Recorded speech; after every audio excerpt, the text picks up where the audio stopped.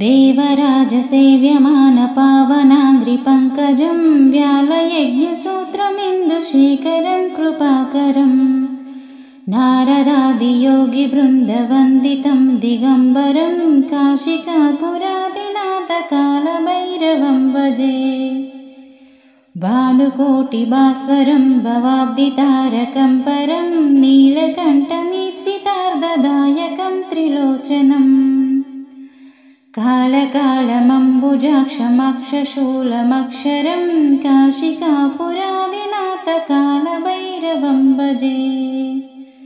शूलटङ्कपाशदण्डपाणिमादिकारणं श्यामकायमादिदेवमक्षरं निरामयम् भीमविक्रमं प्रभुं विचित्रताण्डवप्रियं काशिकापुरादिनाथकालभैरवं भजे।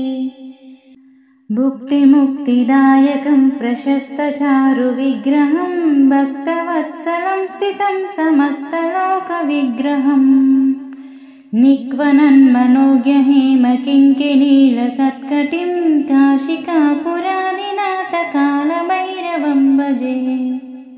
धर्मसेतुपालकं त्वधर्ममार्गनाशकं कर्मपाशमोषकं सुशर्मदायकं विभुं स्वर्णवर्णकेशपाशशोभिताङ्गमण्डलं काशिकापुरादिनाथकालभैरवं भजे।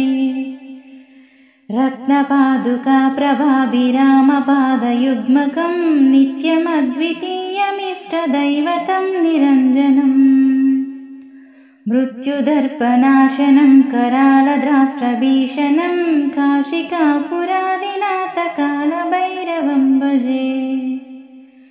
अट्टहासभिन्नपद्मजाण्डकोशसन्ततिं दृष्टिपातनष्टपापजालमुग्रशासनम् अष्टसिद्धिदायकं कपालमालिकाधरं काशिकापुरादिनाथकालभैरवं भजे।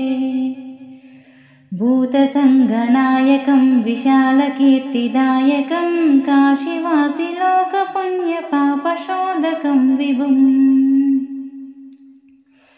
नीतिमार्गकोविदं पुरातनं जगत्पतिं काशिकापुरादिनाथकालभैरवं भजे।